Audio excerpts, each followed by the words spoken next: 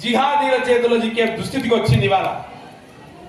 16 మాటలు భారత్ మాతా కీ భారత్ మాతా కీ భారత్ మాతా. ఇవాళ ప్రపంచంలో ఇప్పటి వరకు ఎన్నెన్నో మతాలు పుట్టాయి, పోయాయి, సంస్కృతి ఉంటారు. కానీ సనాతనమైనది ఈ హిందూ ధర్మం. ఇప్పుడు నువ్వు ఎలా ధర్మాన్ని అడిగావనుకోండి, ఇదిగో ఓ ఆడేమో ఇవో తప్పు చేస్తే పుట్టావని, ఇంకోటి అడిగావనుకోండి పాపం చేస్తే పుట్టావని. తండ్రిలోకి ఎట్లా వచ్చావు మరి? ఆయన తిన్న ఆహారము ద్వారా. ఆయన తిన్న ఆహారం ఎక్కడి నుంచి వచ్చింది? భూమిలో ఉన్నటువంటి చెట్లు, చేమలు, ఔషధాల నుంచి వచ్చింది. ఈ ఔషధాల్లో ఉన్నటువంటి మూల రూపం ఏమి? నీరు. నీటిలో ఉన్నటువంటి మూల రూపం ఏమి అంటే అగ్ని. అయ్యో, భూమి మీద నువ్వు ఏ జీవిగా ఉద్భవించాలి అన్నా నువ్వు అగ్నిగా మారాలి. అందుకనే మరి మన హిందూ ధర్మంలో ఏ పూజ చేసినా ఏం చేస్తాం? ముందుగా దీపారాధన చేస్తాము. ఇది మన సంస్కృతి. అగ్ని తర్వాత అనేక రూపాలు ఉన్నాయి. అగ్నిర్వాయో వాయోరాకాశాత్ ఆకాశాతంతరిక్షాంతరిక్షాత్ బ్రహ్మాండా అంటూ వేదం చెబుతాం. అగ్ని వాయువులుగా, వాయు ఆకాశంగా, ఆకాశం అంతరిక్షంగా, అంతరిక్షం బ్రహ్మాండముగా, బ్రహ్మాండము అనంత బ్రహ్మాండములుగా ఉన్నాయి. ఇవన్నీ మనం చూడలేని, కంటితో చూడలేని ఇవన్నీ కూడా. మరి ఏ ధర్మము బోధించినటువంటి అద్భుతమైన శాస్త్రాలను వైదిక మతం బోధించింది. మామూలుగా భూమి ఎట్లా ఉంది అంటేనే చెప్పలేవు వేరే మతాలు. కానీ చూడండి, మనం ఎంత బాగా చెప్తాం, సహస్ర శీరుష పురుష సహస్రాక్ష సహస్రపాత్ అంటాం పురుషోత్తంలో. సహస్ర అంటే ఒకటి పక్కకు 63,000 సున్నాలు పెడితే దాన్ని సహస్రం అంటారు. మన లెక్క ఎక్కడుంది ఇవాళ? ఒకటి పక్కకు 23 సున్నాలు పెడితే మన క్యాలిక్యులేటర్ పనిచేయదు. సహస్ర శీరుష, శీర్షాలు ఉన్నాయి, వృత్తాలు ఉన్నాయి. పురుష, వాడికి ఒక శక్తి ఉంది. మరి అందులో ఏంటిది? భూమి కూడా. సభూమి విశ్వతో వృత్వ, అందులో భూమి కూడా ఒకటి. మరి అది ఎట్లా ఉందట? అత్యతిష్ట దశాంగుళం అంటే నీవు భూమి మీద కొలవగలిగే అతి చిన్న కొలతలో 10వ భాగంలో భూమి ఉంది అని చెప్తారు. మరి ఆ 10వ భాగంలో భూమి ఉంటే ఇక మనం ఎంతో భాగంలో ఉన్నాం చెప్పండి. అంటే అలాంటి ధర్మాన్ని బోధించింది. అలాగే ఇవాళ ఉండేటువంటి గెలాక్సీలు అయితేనేమి, నక్షత్ర మండలాలు అయితేనేమి, వీటన్నిటి గురించి నాసాదియ సూక్తమైన సూక్తం ఋగ్వేదంలో అద్భుతంగా తెలియజేయబడ్డది, అట్లాగా చెప్పబడ్డది. అయితే ఈ హిందూ ధర్మం యొక్క గొప్పదనం ఏమంటే, ఏ ఆరాధన చేసుకున్నా ముందుగా మనం ఏం చేస్తాం? మాతృదేవో భవ, పితృదేవో భవ, ఆచార్య దేవో భవ అని ఆరంభిస్తాం. అమ్మా, అంత తల్లిదండ్రులకు అంత గొప్పతనం ఉందా? ఉన్నది. ఎలాగా అంటే, పాపం పూర్వంలో ఒక రాజ్యంలో ఒక ఆయన వింత ఆచారాన్ని ప్రవేశపెట్టాడు. ఏమంటే, ఎవడు ముసలివాడైతే చాలు వాడిని తీసుకెళ్ళాలి, పెద్ద కొండెక్కియాలి, అక్కడి నుంచి వాడిని కింద పడేయాలి. ఈ ముసలివాళ్ళందరూ పనికిరారు నా రాజ్యంలో అనుకున్నాడు వాడు. పాప పుత్రుడు ఏం చేశాడంటే, వాళ్ళ తల్లిదండ్రులు చాలా జాగ్రత్తగా చూసుకుంటున్నాడు. కానీ రాజు చెప్పింది చేయలేదనుకోండి, వాడిని ఇంట్లో ఉన్న వాళ్ళందరినీ చంపేస్తాడు ఆయన. ఏం చేయాలి? వాళ్ళకు చెక్కల బండిని తయారు చేశాడు. 20 రోజులు కష్టపడి 20 రోజుల తర్వాత దానిలో కూర్చోబెట్టుకున్నాడు తల్లిని తండ్రిని. జాగ్రత్తగా కొండంతా ఎక్కాడు. కొండెక్కిన తర్వాత అర్థమైపోయింది తల్లిదండ్రులకు, మా పుత్రుడు మమ్మల్ని చంపుతున్నాడని తెలుసుకొని దగ్గరికి పిలిచి బాగా గట్టిగా కౌగిలించుకొని, నాయన నువ్వు మమ్మల్ని నెట్టయ్యకరా, ఎందుకంటే బండి పాడైపోతుంది, 20 రోజులు కష్టపడ్డావురా బిడ్డ, మేమే దూకి చచ్చిపోతామన్నా. అక్కడున్న రాజుగారు వచ్చి హుటాహుటిన మరి వాళ్ళ యొక్క కాళ్ళ మీద పడి తాను ఎంత పెద్ద తప్పు చేశానో తెలుసుకుని దురాచారం అంతా తీసేశాడు. తల్లిదండ్రులు అంటే ఎట్లా ఉంటారయ్యా? పుత్రుడో పుత్రికో తమని చంపుతుంది అని తెలిసినా కూడా నీ జీవితంలో నిన్ను ప్రేమించేటువంటి వ్యక్తులు ఎవరున్నారు ఈ ప్రపంచంలో అంటే అది నీ తల్లి, నీ తండ్రి. ఇది హిందూ ధర్మం యొక్క గొప్పదనం.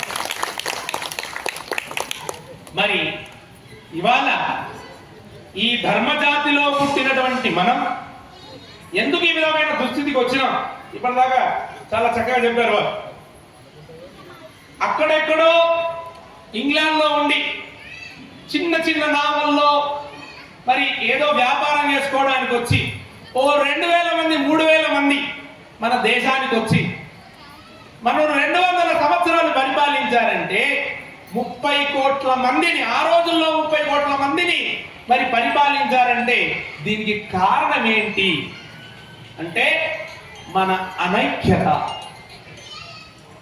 ఎందుకంటే ఇక్కడ ఉన్నటువంటి పరిస్థితుల వల్ల మనం విడిపోవడం జరిగింది, కులాలుగా, ప్రాంతాలుగా. కానీ హిందూ ధర్మంలో అట్లాంటి స్థానం లేదు కులాలు. మాతంగుడు అనే ఋషి ఉన్నాడు, ఆయన మాదిగ జాతికి చెందినవాడు. వివాహం అయితే అరుంధతి నక్షత్రాన్ని చూపిస్తావు, ఆమె మాల జాతికి చెందింది. ఇదిగో మార్కండేయుడు పొద్దున్న లేతే మొక్కుతారు మీరందరూ, ఆయన పద్మశాలి కుటుంబానికి చెందినవాడు. ఇట్లా ఎన్నో కులాల్లో, ఎన్నో ధర్మాల్లో ఎన్నో గొప్ప వ్యక్తులు పూజించబడ్డారు తప్ప కులంగా వారు పూజించబడలేదు. వారి జ్ఞానముతోనే పూజించబడ్డారు. అది హిందూ ధర్మం యొక్క గొప్పతనం. జ్ఞానానికి మాత్రమే విలువ ఉన్న ధర్మం ఇది. భారతి అన్నారు అంటే జ్ఞానమే ప్రధానమైనటువంటి ధర్మంలో మనం అందరం కూడా పుట్టినాం.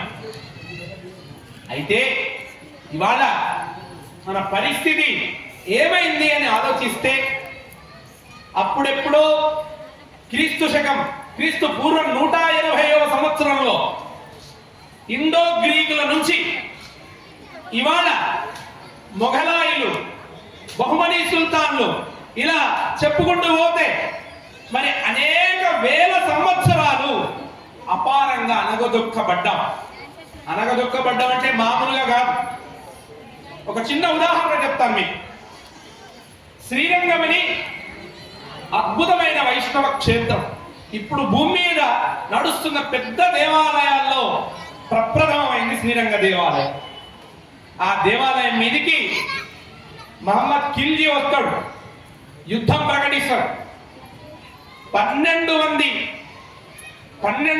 మంది అర్చకులను ఏకకాలంలో గుళ్ళోనే తలలు నరికి పడేస్తాడు. నరికేస్తే ఓ అర్చకుడు ఏం చేస్తాడంటే తన యొక్క శక్తినంతా కూడా కట్టుకొని ఒక అద్భుతమైన ఖడ్గాన్ని పట్టుకొని యుద్ధం చేస్తాడు. చేస్తే మామూలుగా ఒక్కరిని ఇద్దరిని చంపాడు. 1000 మంది 2000 మంది తెచ్చారు వాడి చేతుల్లో. అంత పోరాటం చేస్తున్నాడు వాడు. అప్పుడు ఆ ముస్లిం రాజు అన్నాడు, ఏమి రా, నువ్వు ఒక్కరిని చంపుతావు, ఇద్దరిని చంపుతావు, నేను 1,00,000 మందిని పట్టుకొని వచ్చిన, ఎట్లాగో నువ్వు చచ్చిపోతావు అన్నాడు. అయితే నీకు ఒక చక్కటి అవకాశం ఇస్తున్నా, ఏంటంటే తెలుసా, నీ కత్తిని నీ హృదయంలో గుచ్చుకొని నువ్వు ఎంత దూరం అయితే పరిగెడతావో అంత దూరము నీ యొక్క గుడిని వదిలేస్తా అంటాడు. ఆయన కందాలై రామానుజులని చరిత్రలో ఇప్పటికీ ఉన్నాడు. ఆయనకు వాళ్ళ వంశానికి కూడా ఇప్పటికీ ఒక ప్రత్యేకమైనటువంటి స్థితి ఉంది అక్కడ. ఆయన కత్తిని గుచ్చుకొని 1096 ఎకరాలు 3 సార్లు తిరుగుతాడు. అది హిందూ ధర్మం. ఒక వేశ్య రాజును ఆ పెద్ద గోపురం వైపు తీసుకెళ్లి తన నాట్యంతో ఆయనని మైమరిపించి అక్కడి నుంచి ఇట్లా పడేస్తారు. ఇప్పటికీ వేళ్ళాయి గోపురం అని అన్ని గోపురాలు రంగులతో ఉంటే ఆ గోపురం మాత్రం తెల్లగా మెరుస్తుంది ఇప్పటికీ కూడా. అది నా ధర్మం, అది నా సంస్కృతి యొక్క గొప్పదనం. అంతమంది త్యాగదనులు అలా చేస్తే ఇవాళ నువ్వు హిందూగా ఇక్కడ కూర్చోవడానికి అవకాశం వచ్చింది. అయితే ఏంటి మన పరిస్థితి అని ఆలోచిస్తే, ఇతర మతాలకు చెందినటువంటి వాళ్ళు వాళ్ళ మత ధర్మాల్లో ఏదో పుస్తకం ఇచ్చామనుకోండి, వాడు 4 ముక్కలను అందులో చెప్తాడు. కానీ మన పరిస్థితి ఏంటి? ఓ భగవద్గీత ఇస్తే అందులో అక్షరము ముక్క తెలియదు, మనం భాగవతము తెలియదు, భారతము తెలియదు, రామాయణము మనం తెలియదు. ఏంటి మన పరిస్థితి? ఎందుకు ఇట్లా అవుతున్నాం మనం అంటే, ఇవాళ కట్టుకుంటే బొట్టు పెట్టుకుంటే కూడా సిగ్గుపడేంత దీన స్థితికి వచ్చేటువంటి వాళ్ళు తయారైనటువంటి రోజులేవి. అయితే ఇలా చేసుకుంటూ పోతే మనం ఏమైపోతాం? మన ధర్మం సర్వనాశనం అయిపోయే పరిస్థితి వస్తుంది. ఒకప్పుడు హిందూ ధర్మం ఏదో ఒక భారతదేశంలోనే లేదు, ప్రపంచమంతా ఉంది. ఇవాళ యుద్ధం జరుగుతున్నటువంటి పర్షియాలో 4,000 సంవత్సరాల క్రితం హిందూ ధర్మం పరిడే వెళ్ళింది. ఈజిప్ట్ లో హిందూ కుష్ సామ్రాజ్యం నడిచింది. 200 ఏళ్ల కింద మరి మన పక్కనే ఉన్న ఆఫ్ఘనిస్తాన్ లో పరిపూర్ణ హిందూ ధర్మం నడిచింది. ఇవాళ మనం బొట్టు పెట్టుకొని కనీసం పోలేము. 100 ఏళ్ల కింద పాకిస్తాన్ లో హిందూ ధర్మం ఇట్లా పరిడ వెళ్ళింది. కానీ ఇవాళ మనం ఓ పంచ కట్టుకోనో ఓ బొట్టు పెట్టుకోనో నేను హిందువులని పోగలుగుతావా నువ్వు? 70 ఏళ్ల కింద బంగ్లాదేశ్ లో అద్భుతమైన హిందూ ధర్మం పంచ నదులతో పరిడ వెళ్ళింది. ఇక నీకు మిగిలింది ఎక్కడ లేదు. ఇక మిగిలిందల్లా ఒక హిందూ ధర్మం ఈ భారతదేశంలో మాత్రమే ఇక్క కొనలో ఇలా మిగిలిపోయింది అంతే. ఇక్కడ కూడా ఈ ధర్మాన్ని నువ్వు రక్షించుకోకపోతే ఇక భవిష్యత్తు లేదు నీకు. కులం పేరుతోనో లేదా ప్రాంతాల పేరుతోనో వివక్షతల పేరుతోనో ఈ ధర్మాన్ని మనం విడగొట్టుకుంటే ఇక మన జాతికి వైభవం కాదు కదా, నిలువ నీడలేని పరిస్థితి వస్తుంది. నువ్వు గొప్ప సంపాదన సంపాదిస్తావు కావచ్చు, కానీ గొప్ప సంస్కారాన్ని ఇవ్వకపోతే మన ముందు తరాలు పరిపూర్ణమైన దుఃఖంలో పడిపోతాయి. ఎలాంటి ధర్మం అండి ఇది? ఒక ఆవిడ అనసూయాదేవి, ఆమె ఇంటికి భిక్షగాళ్ళు వస్తారు. 3 భిక్షగాళ్ళు వచ్చి భవతి భిక్షాందేహి అని అడుగుతారు. అడిగితే ఆవిడ మరి భర్తకు అడుగుతుంది, మరి భిక్షగాళ్ళు వచ్చారు ఏం పెట్టమంటాం? అయ్యో వచ్చిన వాళ్ళు మామూలు వాళ్ళు కాదమ్మా, సాక్షాత్ బ్రహ్మ విష్ణు మహేశ్వరులు అని చెప్పి చెప్పగానే ఆమె ఏం చేసింది, మంచి పంచపక్ష పరమాణం తీసుకుపోయి ముందర పెట్టేది. పెడితే వాళ్ళు అన్నారు, నువ్వు వివస్త్రమై మాకు ఇస్తేనే తీసుకుంటామన్నారు. అంటే అప్పుడు ఏం చేసింది తెలుసా, ఆమె తమ పాతివ్రత్య శక్తితోని ఆ 3 చిన్న పిల్లలను చేసి వారికి భోజనం పెట్టినటువంటి సనాతన ధర్మంలో నువ్వు పుట్టినవనేది గుర్తుపెట్టుకో. ఇవాళ మనం కొంచెం పరాకు వహిస్తే, తల్లిదండ్రులుగా మనం ప్రేమ చూపిస్తే, ఆప్యాయత చూపిస్తే, మన పిల్లలను పట్టుకుపోవడానికి సంసిద్ధమైనటువంటి అధార్మిక విధులు మన వైపు నడుస్తున్నాయి.